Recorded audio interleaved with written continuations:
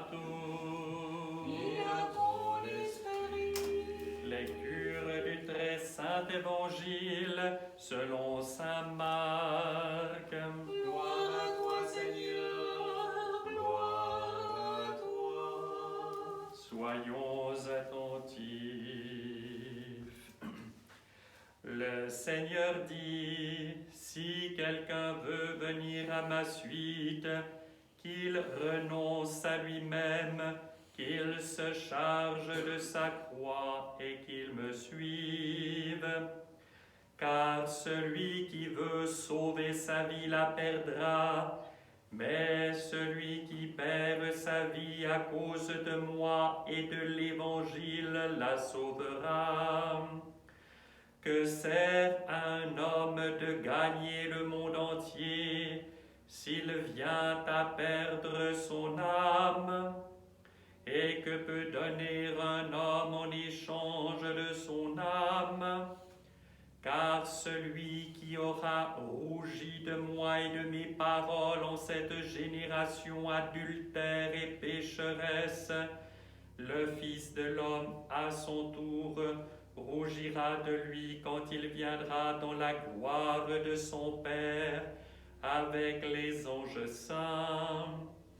Il leur dit encore, en vérité je vous le dis, il en est d'ici présents qui ne goûteront pas la mort avant d'avoir vu le royaume de Dieu venir avec puissance.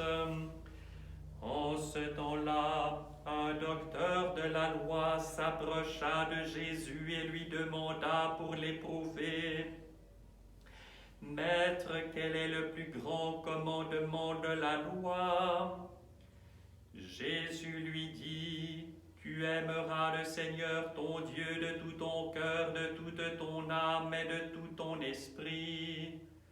Voilà le plus grand et le premier commandement. Le second lui est semblable, tu aimeras ton prochain comme toi-même. À ces deux commandements se rattache toute la loi et les prophètes. » Les pharisiens étant assemblés, Jésus leur posa cette question, « Que pensez-vous du Christ? De qui est-il le Fils ?» Ils lui dirent, « De David. » Comment donc, leur dit-il, David, sous l'inspiration de l'Esprit, l'appelle-t-il Seigneur en disant, « Le Seigneur a dit à mon Seigneur, siège à ma droite, de tes ennemis je ferai l'escabeau de tes pieds. » Si David l'appelle Seigneur, comment peut-il être son fils? Nul ne put lui fournir d'explication, et depuis ce jour, personne n'osa plus l'interroger. Gloire à toi, Seigneur, gloire à toi.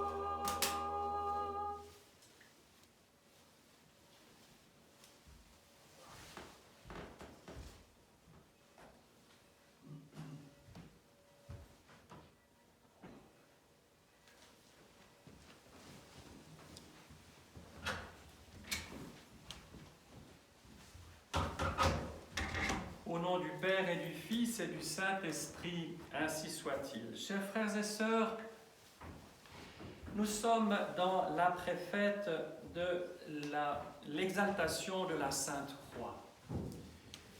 En même temps, nous commémorons aujourd'hui le saint prince Michel de Tchernigov et son compagnon de martyr, le boyard Théodore. Et nous pourrions nous poser la question, après les passages de l'Écriture que nous avons entendus, du lien qu'il peut y avoir en de semblables situations différentes au fond. Et la question fondamentale est toujours le sens de la vie, de ce que nous sommes, de ce que nous faisons, de ce que nous avons à faire et comment nous le faisons. Et que nous soyons un simple personnage ou quelqu'un qui a à régir de nombreux peuples ou à avoir à exercer de grandes responsabilités, la question fondamentale est toujours la même. Et dans le lien que nous avons, si le centre de notre vie est le Christ Dieu, le Dieu homme, celui qui a triomphé de la mort et nous en a délivrés par sa résurrection, eh bien, nous sentons qu'il y a à ce moment-là une paix profonde qui s'installe dans notre cœur. Et cela guide nos actions. Le prince Michel de Tchernigov a vécu au XIIIe siècle à une période où, à cause des dissensions, des divisions entre les principautés russes, eh bien, dans cet état de division qui a engendré la faiblesse, il n'y a pas eu d'unanimité ni de vision allant dans la même direction lorsque le fléau véritablement s'est abattu sur les terres russes, à savoir l'invasion mongole avec toutes ses calamités.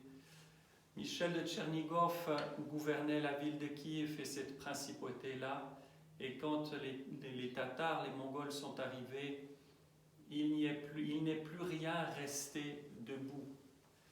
Et lui a fui, voyant son incapacité à résister à une pareille armada, il a fui. Et revenant en lui-même, il s'est rendu compte, pourrions-nous dire, était-ce de la lâcheté, mais en tout cas, que c'était une forme de désertion face à l'ennemi, en abandonnant son peuple qui fut massacré. Et cette chose-là l'a profondément rongé, parce qu'il s'est rendu compte de la responsabilité qui était donnée aux puissants de ce monde, qui est non point de se servir eux-mêmes, mais de servir ceux qu'ils ont à administrer, et qu'il faut être prêt à donner sa vie pour eux. Mais nous ne pouvons donner notre vie pour notre prochain si nous ne sommes pas prêts à la donner pour Dieu. Encore une fois, la mesure de toute chose, le sens de toute chose. Qui veut sauver sa vie la perdra. Et qui la perd à cause de mon nom la sauvera.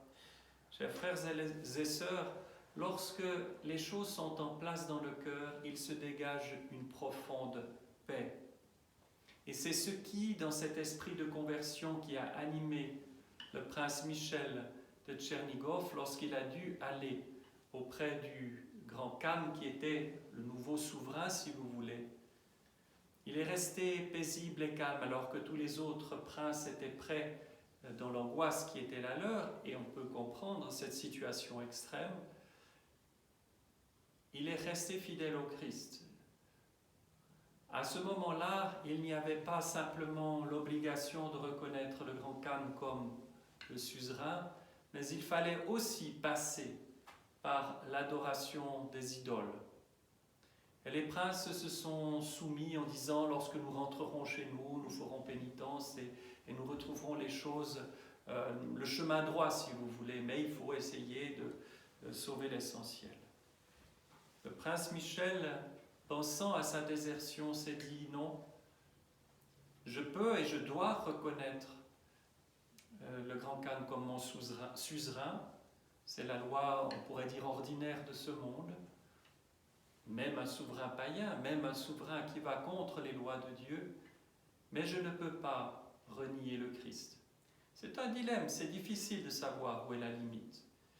Mais il a pu faire ce discernement parce qu'il avait la paix dans son cœur. Et il l'a dit au Khan, je te reconnais comme mon suzerain, je t'obéirai en tout pour ces choses-là. Mais je ne peux adorer d'autres dieux que le Dieu des chrétiens. Et fais de moi ce que tu veux.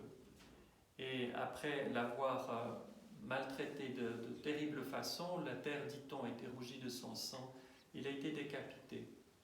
Et voyant cette fermeté, empreinte de douceur, le boyard Théodore qui l'accompagnait a déclaré au Khan « Je suis dans la même situation que mon prince, et fais de moi ce que tu voudras. » Et il sera décapité aussi.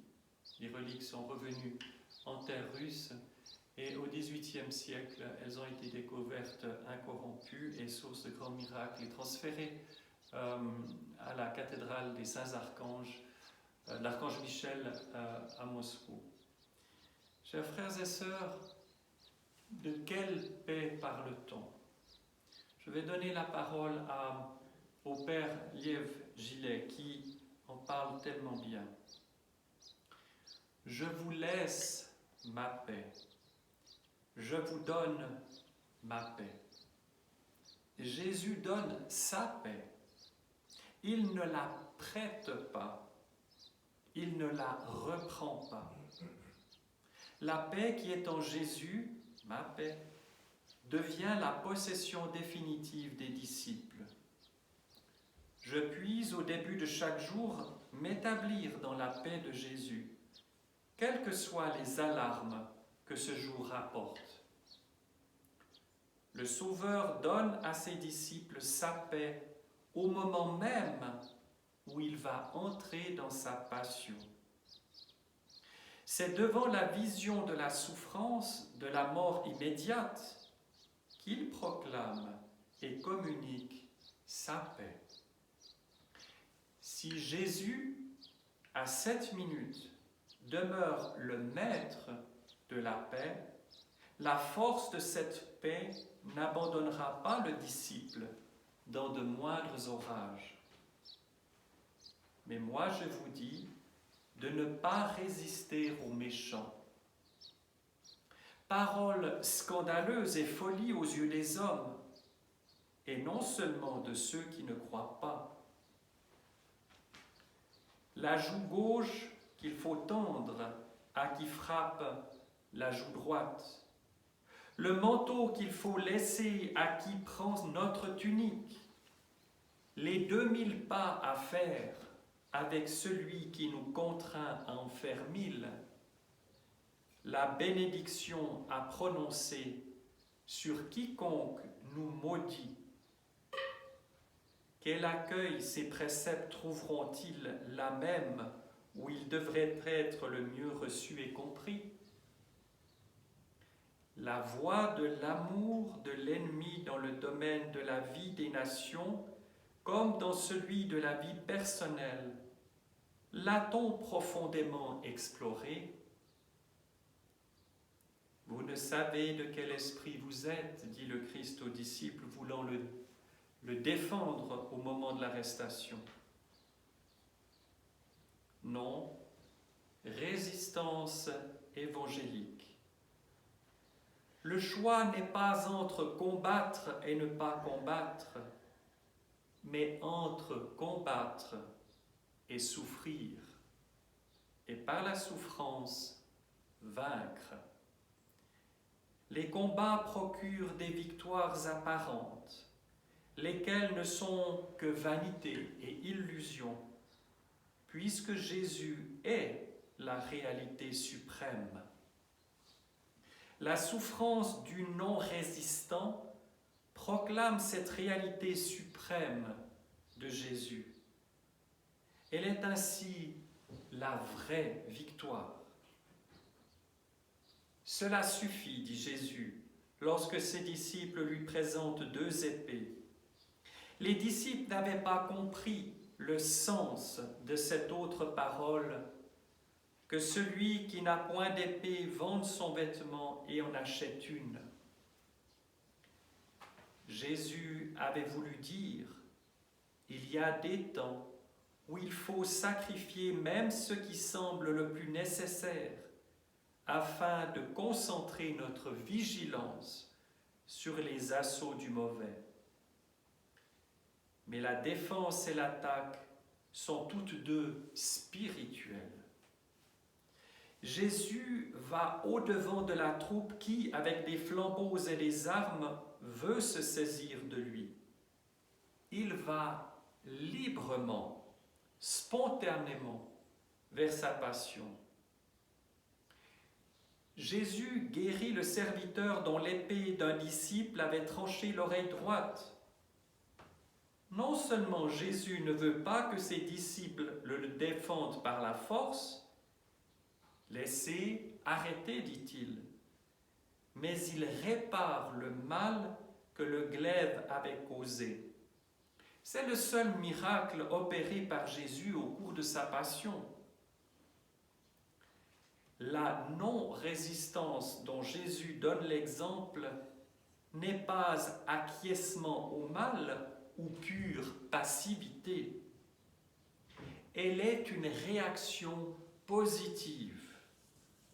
Elle est la réponse que l'amour, cet amour que Jésus incarne, oppose aux entreprises des méchants. Le résultat immédiat semble être la victoire du mal, mais à la longue, la puissance de cet amour est la plus forte. La résurrection a suivi la passion. La non-résistance des martyrs a lassé et fasciné les persécuteurs eux-mêmes.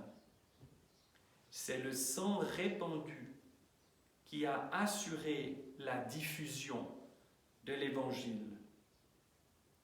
Pacifisme faible et vague? Non, flamme brûlante et victorieuse. Si Jésus, à Gethsémani, avait demandé à son Père le secours des 12 légions d'anges, il n'y aurait eu ni Pâques, ni Pentecôte. Au nom du Père et du Fils et du Saint-Esprit, ainsi soit-il.